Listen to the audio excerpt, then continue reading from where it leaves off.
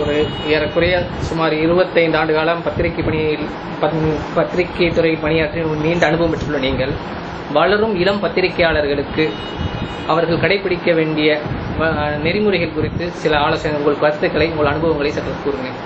இளம் பத்திரிகையாளர்களிடம் நான் சொல்லிக்கொள்ள விரும்புவது என்னவென்றால், செய்தி என்றால் என்ன என்பதை முதலில் புரிந்து கொள்ள வேண்டும். ஒரு செய்தி ஆங்கிலத்தில் சொல்வதென்றால் what is now, what is new, அதுதான் செய்தி. நேற்று இருந்தது செய்தி அல்ல, அது வரலாறு. இன்று இருப்பது நாளை, இந்த நிமிடம் என்ன நடக்கிறது, இந்த நிமிடத்தில் புதுமையாக என்ன நடக்கிறது, அதுதான் செய்தி. ஜேர்னலிசம் ஆங்கிலத்தில் சொல்வது என்றால் இட் இஸ் ஆர்ட், அது ஒரு கலை. It is an art of verification and presentation. அதாவது ஒரு தகவல் உங்களுக்கு கிடைக்கிறது, அதை நீங்கள் ஒப்பிட்டு பார்ப்பதும் திரும்ப திரும்ப ஒப்பிட்டு பார்ப்பதும், அதை அழகாக எழுதுவதும், அதை அழகாக மீடியாக்கள் வெளிக்கொணர்வதும் தான் பத்திரிகை இயல், அதோடைய அடிப்படை என்று நான் நினைக்கிறேன். இதில் நான் என்ன சொல்ல விரும்புகிறேன் என்றால், இது ஒரு மிகப்பெரிய கலை, மிகப்பெரிய ஒரு யாகம், மிகப்பெரிய வேள்வி. இதன் மூலம் நீங்கள் புரட்சிகளை கூட உருவாக்கலாம். இந்த நாட்டை திருத்தலாம், இந்த நாட்டுக்கு என்ன வேண்டுமென்றாலும் செய்யலாம்.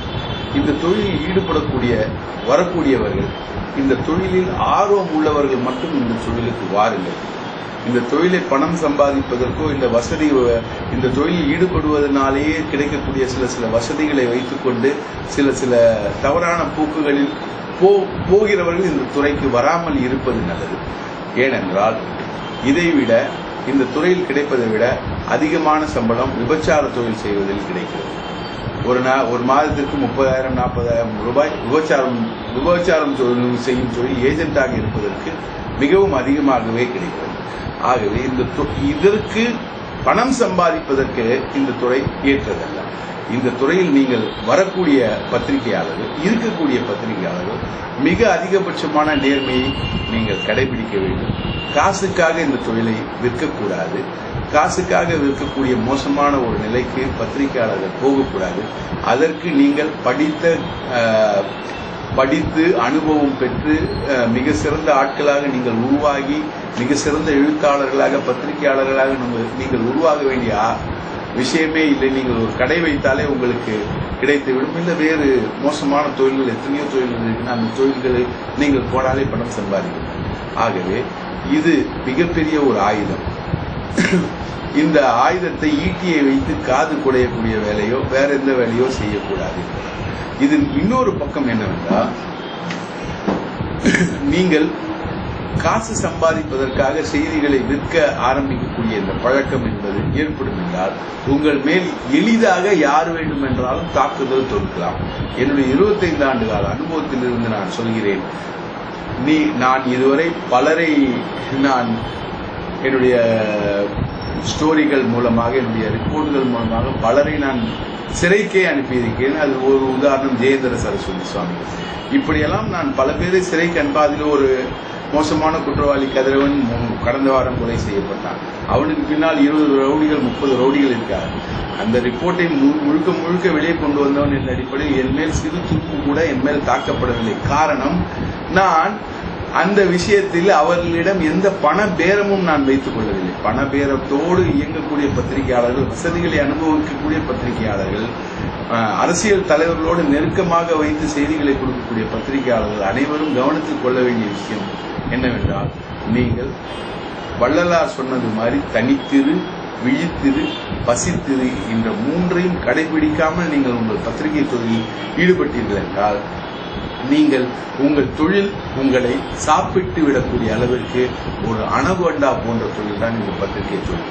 ஆகவே இந்த தனித்திருக்க வேண்டும், விழித்திருக்க வேண்டும், பசித்திருக்க வேண்டும், செய்திக்காக உழைக்க வேண்டும். அந்த செய்தியை யாருக்கும் விற்காமல், யாருடனும் சேராமல் உங்களுடைய விஷயங்களை கொண்டு போக வேண்டும். உங்கள் பத்திரிகை நிறுவனங்கள் யாருடனாவது சேர்ந்து யாருடனாவது உங்கள் செய்தியை அமுக்குகிறது என்றால், உங்கள் செய்தியை போட மறுக்கிறது என்றால், அது உங்கள் தவறு இல்லை, அது உங்கள் நிறுவனத்தின் தவறு, இந்த சமூகத்தின் தவறு. அதற்கு அந்த சமூகத்தின் தவறை இன்னொரு வகையில் பாரதியார் போல் சுதேசமித்திரன் எழுத முடியாது, இந்தியாவில் எழுதலாம்.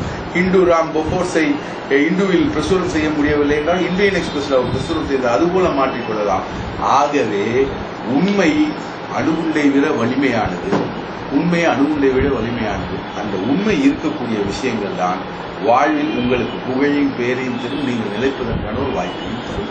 ஆகவே உண்மையை நோக்கி உங்களுடைய பயணம் இருக்க வேண்டும். அது தூய்மையான வழியில் இருக்க வேண்டும். வெற்றி மட்டும் இலக்கல்ல, வெற்றியை அடையும் வழியும் மிக சிறந்த வழியாக இருக்க வேண்டும்.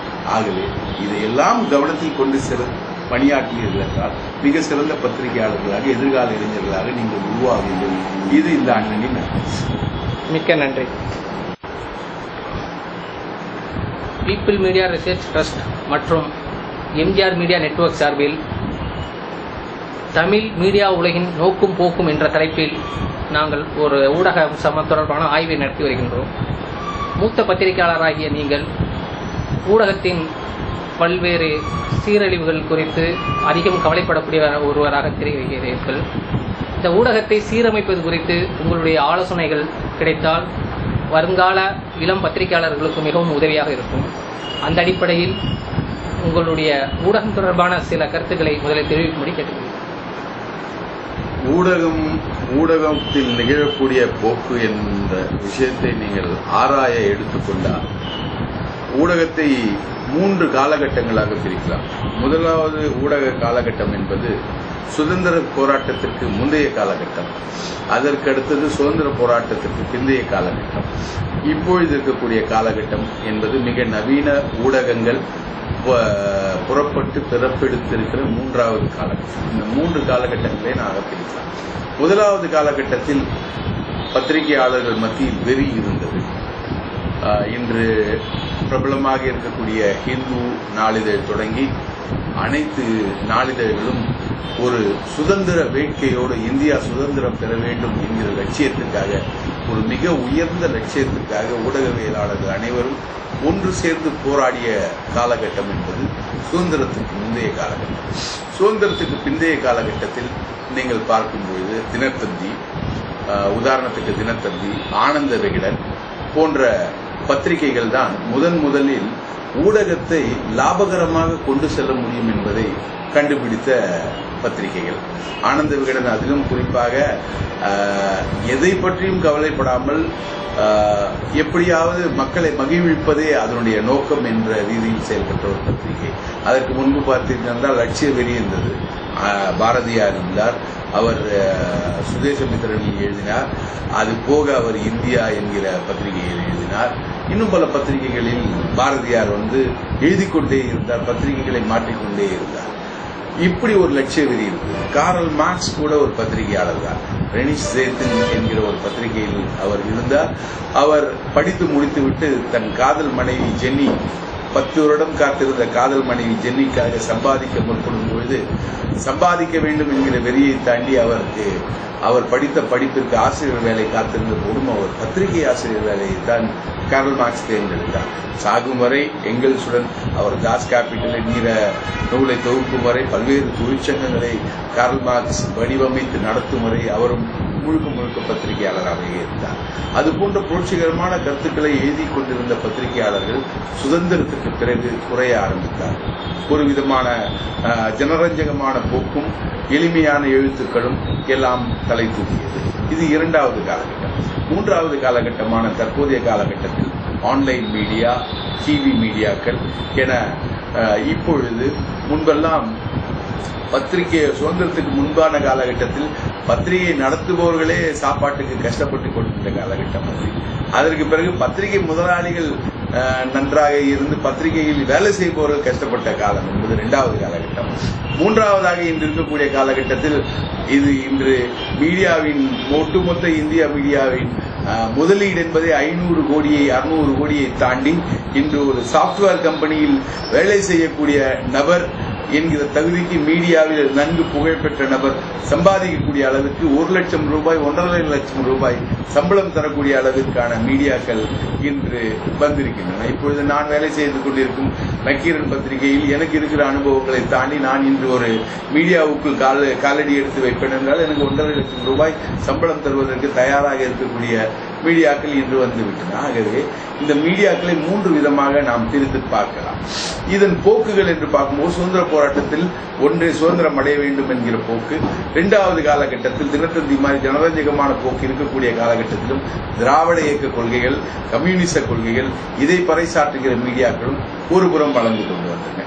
3வது இன்று முழுக்க கமர்ஷியல் விஷயங்களை தாண்டி வரக்கூடிய மீடியாக்களும் இன்று வளர்ந்து கொண்டிருக்கின்றன. இது எல்லாவற்றையும் தாண்டி ஒரு விஷயத்தை நோக்கும்போது சுதந்திரத்திற்கு பிறகு அந்த லட்சிய வேகம் குறைந்து விட்டது என்றாலும் லட்சியத்தோடு இயங்கக்கூடிய பத்திரிகையாளர்கள் என்பவர்கள் ஒரு புறம் இருக்கிறார்கள், இன்னொரு புறம் லாப நோக்கத்தில் செயல்படக்கூடிய நபர்களும் இருந்து கொண்டே வருகிறார்கள். ஆக எப்படி ஈஸ்வரவாதம் நிரீஸ்வரவாதம் என்கிற பகுத்தறிவு கொள்கைக்கும் பகுத்தறிவு இல்லாத கொள்கைக்கும் இடையே ஒரு போட்டி என்பது தொன்று தொட்ட காலம் தொட்டே இந்திய தத்துவத்தில் இருந்து வந்திருக்கிறதோ அதுபோல காசு பணம் பார்க்க வேண்டும் என்ற பத்திரிகையாளர்களும் இருக்கிறார்கள், பத்திரிகைகளும் இருக்கின்றன. காசு பணம் எல்லாவற்றையும் தாண்டி நியாயத்தை எடுத்து சொல்ல வேண்டிய பத்திரிகைகளும் இன்று இருக்கின்றன. இதில் குறிப்பிடத்தக்க விஷயம் என்னவென்றால் இதை எல்லாவற்றையும் தாண்டி சமூகத்தின் அனைத்து போக்களையும் தீர்மானிப்பவர்கள் மக்களை என்ற அடிப்படையில் என்னதான் கமர்ஷியலைசேஷன் இப்பொழுது இந்த காலகட்டத்தில் வந்திருந்தாலும் அதையும் தாண்டி அந்த கமர்ஷியலைசேஷனையும் தாண்டி மக்கள் பிரச்சனைகளை முன்னெடுத்து செல்வதில் மீடியாக்கள் இன்று பெரும்பங்கு வகிக்கின்றன. இந்த நவீன மீடியாக்கள் வருவதற்கு முன்பு இந்து போன்ற பத்திரிகைகள் போஃபோர்ஸ் போன்ற ஊழல்களை வெளிப்படுத்தி காட்டியிருக்கின்றன. அதை தாண்டி இன்று பார்த்தீர்கள் என்றால் இன்று டெல்லியில் ஜந்தர் மந்தர் பகுதியில் கூடக்கூடிய பல்லாயிரக்கணக்கான மக்களாக இருக்கட்டும், இன்று தமிழீழ போராட்டத்திற்கு ஆதரவாக களத்தில் குதித்த பல்லாயிரக்கணக்கான மாணவர்களாகட்டும், இவர்கள் எல்லாம் நவீன மீடியாக்களின் பிரதிபிம்பங்களே. ஆக மக்கள் பிரச்சனைகளுக்காக மீடியாக்கள் குரல் கொடுக்க வேண்டிய சூழல் என்பது அந்த மக்கள் அதை பார்ப்பார்கள், மக்கள் அதை படிப்பார்கள், மக்கள் அதை விரும்புவார்கள் என்கிற அந்த போக்கில் தான் அந்த மீடியாக்கள் இந்த விஷயங்களுக்கு வர வேண்டியது. மீடியாக்களில் வேலை செய்பவர்களின் சம்பளத்தை பொறுத்தவரை தியாகபூர்வமாக கொள்கைக்காக உழைக்கக்கூடிய தோழர்கள் இன்றும் தீக்கதிர், ஜனசக்தி போன்ற விடுதலை போன்ற பத்திரிகைகளில் இன்றும் மிக மிக குறைந்த சம்பளத்துக்கு பணியாற்றிக் கொண்டே மிக அதிகமான வேலை செய்யக்கூடியவர்களும் இருக்கிறார்கள். இன்று அதே 1 லட்சம் 1.5 லட்சம் ரூபாய் சம்பளம் வாங்கிக் கொண்டு ஓபி எடுத்துக் கொண்டிருப்பவர்களும் இருக்கிறார்கள். இதற்குள் சுதந்திரத்துக்கு பிறகு வந்த காலகட்டத்தில் கட்சி சார்புடன் கருத்தை தெரிவிக்கும் போக்கு என்பது ஒவ்வொரு மீடியாக்களுக்கும் வந்திருக்கிறது. அவரவர்கள் ஒவ்வொரு சித்தாந்தத்தையோ அல்லது தங்களது மீடியாக்களுக்கு தேவையான விஷயங்களை தெரிவிப்பதில் அவரவர்கள் ஒவ்வொரு முகாமிற்கு ஏற்றவாறு செயல்படக்கூடிய ஒரு போக்கு என்பது இருக்கிறது. அதற்கு பெரும்பாலும் காரணம் என்பது இந்த நவீன காலகட்டத்திற்கு முன்பு வரை அரசாங்கம் கொடுக்கக்கூடிய விளம்பரங்களை நம்பித்தான் பத்திரிகைகள் இருக்க வேண்டிய கட்டாயம் என்பது ஏற்பட்டதனால் அது போன்ற விஷயங்கள் இன்றளவிலும் பல மீடியாக்களில் தினசரி பத்திரிகையில் அரசாங்கத்தை பகைத்துக் கொண்டு எதுவும் செய்ய முடியாது என்கிற சூழல் என்பது இருக்கிறது. இதையெல்லாம் தாண்டி நீங்கள் பார்த்தீர்கள் என்றால் அரசாங்கத்திற்கு விரும்புகிறார்களோ இல்லையோ ஒரு சில விஷயங்களை வெளியிட்டால் தான் அந்த பத்திரிகைகள் விற்பனைக்கு உள்ளாகும், அந்த பத்திரிகைகளிடம் மக்களிடம் ஆதரவை பெறும் என்கிற நிலை வரும்பொழுது அந்த பத்திரிகைகள் அரசாங்கம் என்கிற கூட்டை உதறி தள்ளி செய்திகளை வெளியிடக்கூடிய நிலவரம் என்பது வருகிறது. சம்பளத்தை பொறுத்தவரை, ஊழியர்களின் சம்பளத்தை பொறுத்தவரை சுதந்திரத்துக்கு முன்பு வரை தியாகம், அதற்கு பின்பு இன்று இருக்கக்கூடிய தீக்கதிர் போன்ற பத்திரிகைகளில் இருக்கக்கூடிய அநியாயமான சம்பளம் என்றாலும் கொள்கைகளுக்காக வேலை செய்யக்கூடிய அந்த சுதந்திர போராட்ட பாரம்பரியத்தை தொடரக்கூடிய ஒரு விதமான சம்பளம். அதை தாண்டி பார்த்தீர்கள் என்றால் பச்சாவத் கமிஷன் என்கிற கமிஷன்களை டெல்லியில் இருந்து போட்டு அதற்காக ஊழியர்களுடைய சம்பளத்தை மிக உயர்த்தி கொடுக்கக்கூடிய பத்திரிகைகளும் இன்று, குறிப்பாக இந்து பத்திரிகையில் இன்று கிடைக்கக்கூடிய சம்பளம் மற்ற எந்த பத்திரிகைகளை விட மிக அதிகமாக இருப்பதற்கான பச்சாவத் கமிஷன் பத்திரிகை அந்த பரிந்துரைகளை அமுல்படுத்துவதுதான். பச்சாவத் கமிஷன் பரிந்துரைகளை அமுல்படுத்தாத பத்திரிகைகள் தான் தமிழ்நாட்டில் மிகவும் அதிகம் என்று சொல்ல முடியும். ஆனால் இப்பொழுது வந்திருக்கக்கூடிய இந்த நவீன மீடியாக்கள் அவர்கள் கம்ப்யூட்டர் கம்பெனிகளைப் போல சம்பளத்தை மிக மிக உயர்த்தி கொடுப்பதால் இன்று பிரிண்ட் மீடியாவில் இருக்கக்கூடிய பத்திரிகையாளர்களுக்கும் சம்பளம் என்பது ஒரு ஒரு ஒரு மதிக்கத்தக்க சம்பளத்திற்கு இன்று வந்திருக்கிறது. எழுத்தாளர்கள், பத்திரிகையாளர்கள், அறிவுஜீவிகள் இவர்களுக்கெல்லாம் கேரள மாநிலத்தில் தான் அதிகமான சம்பளம் கிடைக்கும் என்கின்ற நிலை மாறி தமிழ்நாட்டும் அந்த நிலை வந்திருக்கிறது. மற்றபடி பத்திரிகையாளர்களிடையே இருக்கக்கூடிய ஊழல் போக்கு என்பது அந்த காலம் தொட்டு இந்த காலம் வரை அது தொடர்ந்து கொண்டுதான் இருக்கிறது. அவர்களை அரசியல்வாதிகள் பயன்படுத்தக்கூடிய விதம் என்பது இருக்கிறது. இப்பொழுது ஒவ்வொரு ஸ்டோரியும் பிறக்கும் பொழுது அது ஒரு ரகசியங்களை வெளிப்படுத்தக்கூடிய ஸ்டோரியாக இருந்தால் அதை வைத்து காசு பார்க்கும் போக்கு என்பது அதிகமாக இருக்கிறது. ஒரு 60% செய்திகள் பிறக்கும் போதே அந்த செய்திகள் பணத்திற்காக காயடிக்கப்படுகின்ற போக்கு என்பது இன்றளவிலும் அன்றளவிலும் இருக்கின்றன. இன்று பத்திரிகை முதலாளிகளே தேர்தல் நேரத்தில் வேட்பாளர்களிடம் காசு வாங்கிக் கொண்டு அவளது விளம்பரங்களை போட்டுக்கொண்டு அதே நேரத்தில் அவர் ஓட்டு கேட்ட செய்தியும் போடக்கூடிய பிளான்டட் நியூஸ், பெய்டு நியூஸ் என்கிற கலாச்சாரம் மிகப்பெரிய அளவில் இந்திய அளவில் வளர்ந்திருக்கிறது. அது எலெக்ஷன் கமிஷன் உட்பட, உச்சநீதிமன்றம் உட்பட இன்று இருக்கிறது. ஆக இது போல எல்லா விதமான விஷயங்களும், கெட்ட விஷயங்களும் இருந்தாலும் மீடியாக்களில் எப்பொழுதும் ஒரு நல்ல விஷயம் என்பது மேலோங்கி இருக்கிறது. அந்த நல்ல விஷயங்கள் தான் பல நல்ல விஷயங்களை சமூகத்தில் உருவாக்கி கொண்டிருக்கின்றது என்பதை நாம் ஒரு விழிப்புணர்வுடன் நாம் சொல்லிக் கொள்ளலாம். பத்திரிகையாளர்களுக்கான ஊதியம் குறித்த கமிஷன் பரிந்துரைத்தபடி தமிழ் ஊடகங்கள் பலவும் முறையான ஊதியம் வழங்குவதில்லை என்று தாங்கள் கூறினீர்கள். இதனை வழங்குவதற்கு பத்திரிகையாளர் சங்கங்கள் எடுத்த முயற்சிகள் என்ன? ஏன் பத்திரிகையாளர் சங்கங்கள் இந்த விஷயத்தில் அதிக ஆர்வம் காட்டுவதாக இல்லை? பத்திரிகையாளர் சங்கம் கேரளாவிலும், மேற்கு வங்காளத்திலும், ஆந்திராவிலும் இந்த விஷயத்திற்காக போராடி இருக்கின்றன. அது போராட்டத்தில் பெருமளவு வெற்றி பெற்றிருக்கிறது. தமிழகத்தை பொறுத்தவரையில் துரதிருஷ்டவசமாக பத்திரிகையாளர் சங்கங்கள் எல்லாம் ஆளுங்கட்சிகளின் அடிவருடிகளாகவே செயல்பட்டுக் கொண்டிருக்கிறது என்பதுதான் இதுவரை இருந்திருக்கக்கூடிய வரலாறு. இப்பொழுது எங்கள் சங்கம் மட்டும்தான் தமிழ்நாடு முழுவதும் வியாபித்திருக்கக்கூடிய சங்கம். 33 மாவட்டங்களில் கிளைகள், உறுப்பினர்கள் இவர்களை வைத்து வியாபித்துக் கொண்டிருக்கிறது. இன்னமும் அந்த பத்திரிகை பிரிண்ட் ஆகக்கூடிய இடங்களில் தொழிற்சங்கம் வைத்து அங்கு ஊதியத்தை கேட்கக்கூடிய நிலவரம் என்பது இதுவரை இல்லை. தமிழக வரலாற்றில் அந்த நிலவரம், அந்த பச்சாவத் கமிஷன், அந்த ஊழியர் பிரச்சனைகளை எல்லாம் எழுப்பிய ஒரே ஒரு நிறுவனம் எழுப்பப்பட்ட ஒரே ஒரு நிறுவனம் இந்தியன் எக்ஸ்பிரஸ் நிறுவனம் மட்டும்தான். அதில் மட்டும்தான் போராட்டங்கள் நடந்திருக்கிறது, எல்லாம் நடந்திருக்கிறது. இந்து உட்பட பல நிறுவனங்களில் யூனியன் இருக்கிறது. இந்துவில் யூனியன் இருக்கிறது. மற்ற எந்த பத்திரிகைகளிலும் யூனியன் இல்லை. தினத்தந்தி யூனியனில் நீ சேர்ந்தால் வேலைக்கே எடுத்துக்கொள்ள மாட்டார்கள் என்கிற நிலைமுறை தான் தினத்தந்தி. மற்றபடி தினமலர் உட்பட எந்த பத்திரிகையிலும் பத்திரிகையாளர்களுக்கு யூனியன் என்பது இல்லை. பத்திரிகை அல்லாத வேலை செய்யக்கூடிய அச்சு தொழிலாளிகளுக்கும் யூனியன் என்பது அங்கே. பத்திரிகையாளர் சங்கங்கள் பொறுத்தவரை அவர்கள் இந்த விஷயங்களில் மிகப்பெரிய அளவுக்கு கவனம் செலுத்தவில்லை என்பது மிகப்பெரிய துரதிருஷ்டவசமான ஒரு விஷயம். அவர்கள் அதை கேள்வியும் கேட்கவில்லை. அதை கேள்வி கேட்பதற்கான அமைப்பாகவும் அவர்கள் மாறவில்லை.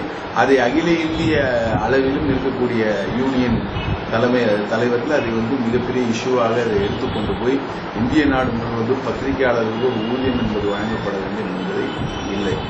இது என்ன விதமான போக்குக்கு தமிழக பத்திரிகை உலகம் போய் கொண்டிருக்கிறது என்றால், சிறு பத்திரிகையாளர்களுக்கும் பெரிய பத்திரிகையாளர்களுக்கும் வித்தியாசம் இல்லை. சிறு பத்திரிகையாளர்கள் அவரே ஓனராக இருப்பார், அவரே லே அவுட் செய்வார், அவரே எல்லாம் செய்வார், அவரே எல்லாம் பார்த்துக் கொள்வார், அவரே நஷ்டத்தையும் லாபத்தையும் பகிர்ந்து கொள்வார். அவருக்கு ஊதியம் என்பது கிடையாது. எங்கே இருக்கக்கூடிய ஒரு சில பேர்களை நிருபர்கள் என்ற பேரில் சேர்த்துக்கொண்டு அவர்களுக்கும் சம்பளம் என்பது இல்லை என்ற கொள்கை. இது கொஞ்சம் மேலே வரும்போது அது ஒரு பத்திரிகையாகிறது, ஒரு பெரிய பத்திரிகையாகிறது. அதற்கு அடுத்தது அது தினசரி பத்திரிகையாகிறது. அதற்கு மேலே போகும்போது தான் இந்த பச்சாவத் பரிந்துரைகள் என்பது வருகிறது. பச்சாவத் பரிந்துரைகள் வருவதற்கு தகுதி பெற்ற நிறுவனங்களான மிகப்பெரிய நிறுவனங்களான தினகரன், தினமலர், இந்தியன் எக்ஸ்பிரஸ் போன்ற இடங்களில் கூட இது அமுல்படுத்தப்படவில்லை என்பதை இதுவரையும் பத்திரிகையாளர் சங்கங்களாக இருந்த தலைவர்கள் யாரும் அதை பற்றி சுட்டிக்காட்டவில்லை. அதற்காக போராடும். உங்கள் சங்கம் சார்பில் என்ன முயற்சி எடுக்க போறீங்க? எங்கள் சங்கத்தின் தலைவர் ரவீந்திரதாஸ் அவர்கள் இப்பொழுதுதான் மறைந்து, நான் இப்பொழுதுதான் தலைவராக தேர்ந்தெடுக்கப்பட்டு நாங்கள் எங்கள் சங்கத்தை புனர்ஸ்தாபிப்பதற்கு 4 மாதங்கள் ஆகிவிட்டது. இதற்கு பிறகு இது சம்பந்தமாக ஒரு மிகப்பெரிய விழிப்புணர்வை நாங்கள் உருவாக்குவோம். அது எங்களுடைய மிகப்பெரிய திட்டங்களில் ஒன்று. என்றாலும் இதற்கு மிகப்பெரிய ஆதரவு கிடைக்குமா என்பது சந்தேகம்.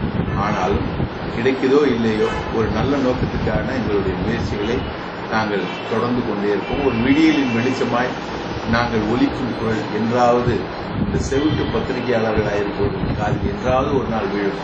அன்று அவர்கள் அணிந்திருவார்கள். அதற்கான முன்முயற்சிகளை நாங்கள் எடுத்துக்கொள்வோம். இந்திய பிரஸ் கவுன்சில் தலைவராக இருக்கக்கூடிய திரு மார்க்கண்டே கட்சி அவர்கள் இந்தியாவில் உள்ள பல்வேறு ஊடகங்களில் பணியாற்றும் பத்திரிகையாளர்களுக்கு எந்தவித அடிப்படை தகுதியும் இல்லாமலே பணியாற்றுகிறார்கள், பத்திரிகையாளர்கள் என்பதற்கும் முறையான பயிற்சியோ அடிப்படை தகுதியோ இல்லாமல் இருக்கிறார்கள் என்பதாக சமீபத்தில் ஒரு பேட்டியில் கூறியிருந்தார். அது சரியான கருத்து தானா? அது மிக சரியான கருத்தா இல்லையா என்பதை சொல்ல முடியாது. அவர் சொல்லக்கூடிய பல விஷயங்களே கான்ட்ரவர்சிக்காக போய் கொண்டிருக்கிறார். ஒரு நாள் சஞ்சய் தத்துக்கு மன்னிப்பு கேட்கிறார், ஒரு நாள் மண்ணின் மைந்தர்கள் என்பவர்கள் எல்லாம் நாட்டை விட்டு விரட்ட வேண்டும் என்கிறார். அவர் ஒரு விளம்பரத்திற்காக பேசிக் கொண்டிருக்கிறார். ஆனால் அவர் சொல்வது சரியா தவறா என்று சொல்ல முடியாது. என்ன அடிப்படை என்றால் பத்திரிகையாளர்களாக வரக்கூடியவர்கள் எல்லாருக்கும் ஒரு ஆவல் இருக்கிறது. நான் 20-25 வருடங்களில் தமிழகத்தில் பார்த்தவரை பத்திரிகையாளராக வருபவனுக்கு ஒரு இதயமும் இருக்கிறது, ஒரு மூளையும் இருக்கிறது, அவனுக்கு ஒரு சமூக சிந்தனையும் கண்டிப்பாக இருக்கிறது. இந்த இதயமும் மூளையும் அந்த மூளையில் உதிக்கக்கூடிய சமூக சிந்தனையும் தான் அவனை தன்னை மற்றவர்களிடமிருந்து வேறுபடுத்தி காட்ட வேண்டும் என்கிற ஆவலும் ஊந்தலும் தான் அவனை பத்திரிகையாளராக மாற்றுகிறது. அவன் சிறு பத்திரிகையாளரா பெரிய பத்திரிகையாளரா எப்படிப்பட்ட பத்திரிகையாளர் என்பதை அவனுடைய ஆவலும் அவனுடைய எழுத்தும் தான் அதை தீர்மானிக்கிறது. மிக சிறந்த பத்திரிகை ஆசிரியர்களாக வரலாற்றில் பரிணமித்தவர்கள் எல்லாமே சிறிய சிறிய பத்திரிகையிலிருந்து வந்தவர்கள். மணிக்கொடி மிக சிறிய பத்திரிகையாக ஆரம்பித்தது, சுதேசமித்திரன் சிறிய பத்திரிகையாக ஆரம்பித்தது. இன்று நான் இருக்கக்கூடிய நக்கீரன் இன்று மிகப்பெரிய பத்திரிகை, அன்று வெறும் 5000 ரூபாய் முதலீட்டில் ஆரம்பிக்கப்பட்ட மிக சிறிய பத்திரிகை. ஆகவே இந்த விஷயங்கள் எல்லாம் வேறு. ஆனால் பத்திரிகையாளர் ஆவதற்கு தகுதி இருக்கிறதா இல்லையா என்பதை யூபிஎஸ்சி மாதிரி ஒரு தேர்வு நடத்தி தான் தீர்மானிக்க வேண்டும் என்பது ஒரு கேலித்தனமான ஒரு விஷயம். பத்திரிகையாளர்களுக்கும் எழுத்தாளர்களுக்கும் இருக்கக்கூடிய அந்த வேறுபாடு என்பதை நீங்கள் அவ்வளவு சீக்கிரத்தில் நீங்கள் தெளிவுபடுத்திவிட முடியாது. ஒரு எழுத்தாளன் பத்திரிகையாளன் ஒரு எழுத்தாளனாகவும் இருக்கலாம், எழுத்தாளன் ஒரு பத்திரிகையாளனாகவும் மாறலாம். எழுத்தாளன் ஆவதற்கு எந்த தகுதியை சொல்கிறார்கள் என்பது அவன் எழுதக்கூடிய எழுத்து பிரசுரிக்க தகுந்த எழுத்தாக இருக்கும் பட்சத்தில் அவன் எழுத்தாளராக பரிணமிக்கப்படுகிறான். அவனே ஒரு செய்தியை சொல்லும் நேரத்தில் அவன் பத்திரிகையாளர் ஆகிறான். ஆகவே இந்த 2 விஷயங்களுக்கு இடையிலான வேறுபாடு என்பதை பிரித்து பார்க்க முடியாத வகையில் இருக்கும்பொழுது பத்திரிகையாளர் ஆவதற்கான அடிப்படை தகுதி என்பது ஒரு சிறப்பான தகுதி இருக்க வேண்டும் என்ற அவசியம் இல்லை. என்னை பொறுத்தவரை கேரள மாநிலத்தில் கேரள பத்திரிகையாளர் சங்கங்கள் அவர்கள் இளைஞர்களை தேர்ந்தெடுத்து பயிற்றுவித்து அவர்கள் பத்திரிகையாளர்களாக மாற்றப்படுகிறார்கள். இன்று இருக்கக்கூடிய போட்டி நிறைந்த உலகில் எனது மகன் உட்பட பலர் விஷுவல் கம்யூனிகேஷன், ஜேர்னலிசம் என்கிற பத்திரிகையாளர் தொடர்பான படிப்புகளை பல்கலைக்கழகங்களில் படித்துவிட்டு வரக்கூடிய இளைஞர் கூட்டம் நாளுக்கு நாள் பெருகிக் கொண்டே இருக்கிறது.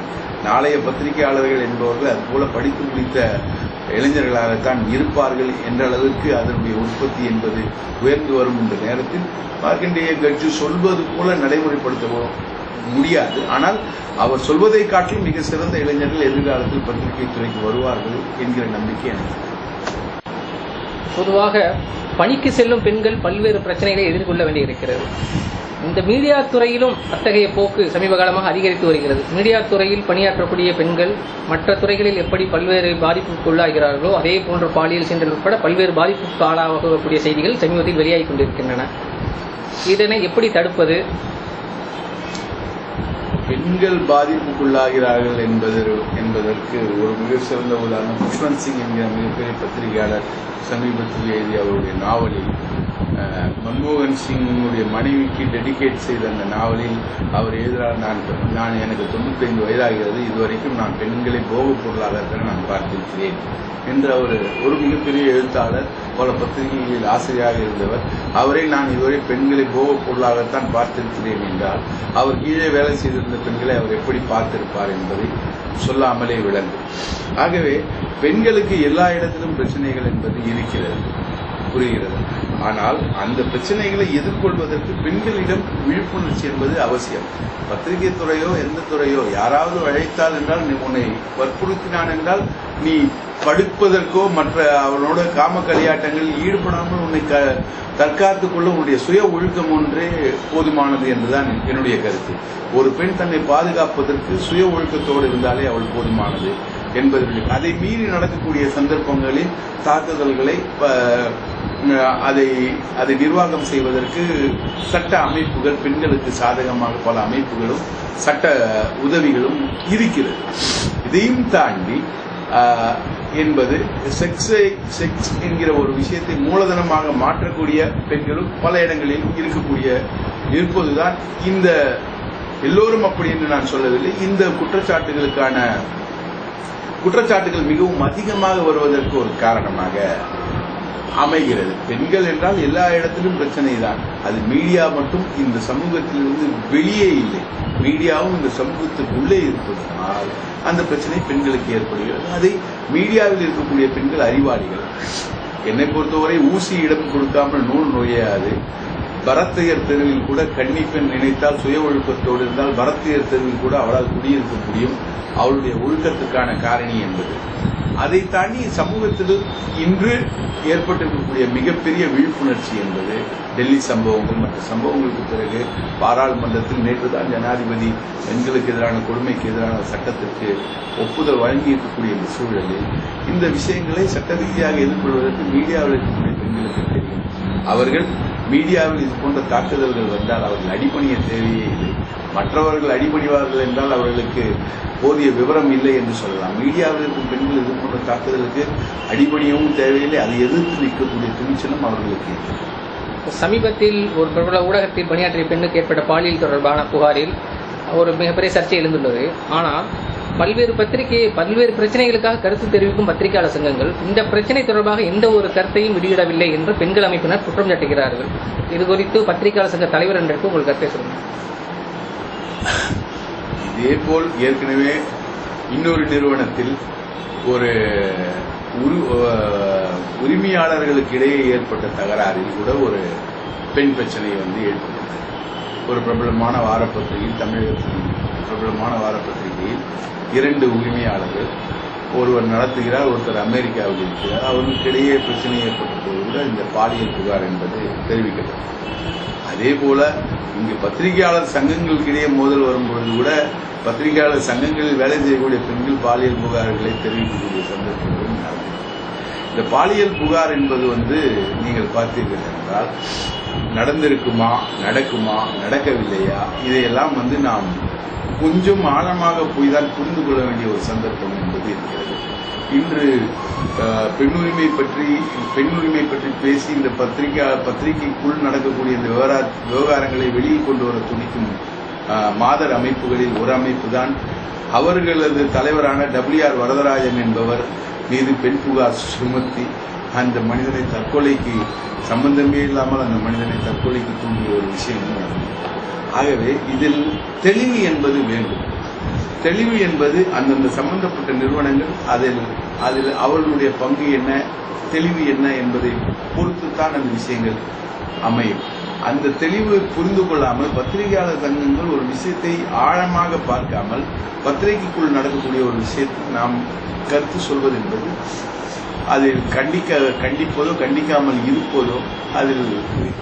இன்னொன்று பார்த்தால் ஒரு குறிப்பிட்ட நிறுவனத்தில் நடக்கக்கூடிய தவறை சுட்டிக்காட்டுகிறார். அது ஒரு அரசியல் கட்சி பின்புலம் முடிக்கக்கூடிய ஒரு நிறுவனம் என்று ஒரு கருத்து வருகிறது. அதே நேரத்தில் அதற்கு எதிர் அரசியல் கட்சி பின்புலம் உள்ள நிறுவனத்தில் கருத்து வந்தால் இன்னொரு பக்கம் தூக்கி பிடித்துக் கொண்டு இன்னொரு விதமான மாதர் சங்கங்கள் போராடக்கூடிய ஒரு நிலைமையும் இந்த மாதர் சங்க போக்குள்ளே இருக்கிறது. ஆகவே இந்த பெண்கள் மீதான அடக்குமுறை, பெண்கள் மீதான பாலியல் வன்கொடுமைகளை வன்மையாக எல்லோரும் கண்டிக்க வேண்டியதுதான். ஆனால் அந்த பெண் எந்த அளவுக்கு சம்பந்தப்பட்டிருக்கிறாள், குறிப்பாக இப்பொழுது வந்திருக்கக்கூடிய புகார் சொல்லும் பெண்ணுக்கு எதிராக 15 பெண்கள் ஒன்று சேர்ந்து அந்த நிறுவனத்தில் அந்த நிறுவன அதிபரிடம் அந்த புகார் செய்த பெண்ணுக்கு எதிராக அவர்கள் கொடுத்திருக்கிறார்கள். இந்த புகார் செய்த பெண்ணே இந்த பெண் குற்றம் சாட்டப்படக்கூடிய அந்த முக்கியமான நபருக்கு உதவியாளராக இருந்த ஒரு நபருடன் மிக நெருக்கமாக இருக்கக்கூடிய புகைப்படங்கள் பல மீடியாக்களில் இங்கு வெளிவந்து கொண்டிருக்கு. ஆகவே இது போலீஸ் விசாரணைக்கு பிறகுதான் தெரியும். பிரேமானந்தா குற்றம் சாட்டப்பட்ட போது கூட மாதர் சங்கங்கள் எங்கு குதித்தெழுந்தது என்றால், பிரேமானந்தா மோசமானவன் என பத்திரிகைகள் வெளிக்காட்டி அவன் மீது குற்றப்பத்திரிகை தாக்கல் செய்யப்பட்ட பிறகுதான் வெளிக்கிளம்பினார். நித்யானந்தா இன்று மோசமானவன் என்று வெளிக்காட்டப்பட்டு இத்தனை பிரச்சாரங்கள் நடந்த பிறகும் மாதர் சங்கங்கள் வெளியே வரவில்லை. ஜெயேந்திர சரஸ்வதி சுவாமிகள் அவர் மோசமான பெண் பித்தர் என்று வெளியே சொல்லி இத்தனை பேரை அவருக்கு எதிரான ரியாக்ஷன் மாதர் சங்கங்கள் இருந்து வரவில்லை. ஆகவே எங்கள் தொழிலில் இருக்கக்கூடிய பிரச்சனைகள், எங்கள் தொழிலில் வரக்கூடிய சில விஷயங்களை நாங்கள் ஆய்ந்து முடிவு செய்து பிறகுதான் ஒரு பத்திரிகையாளர் சங்கம் என்ற அடிப்படையில் கருத்து தெரிவிக்க முடியுமே தவிர, மாதர் சங்கம் சொல்கிறது என்பதால் அனைத்தும் உண்மையாகிவிடாது. மாதர் சங்கம் கேட்காமல் போவதால் அனைத்தும் பொய்யாகிவிடாது.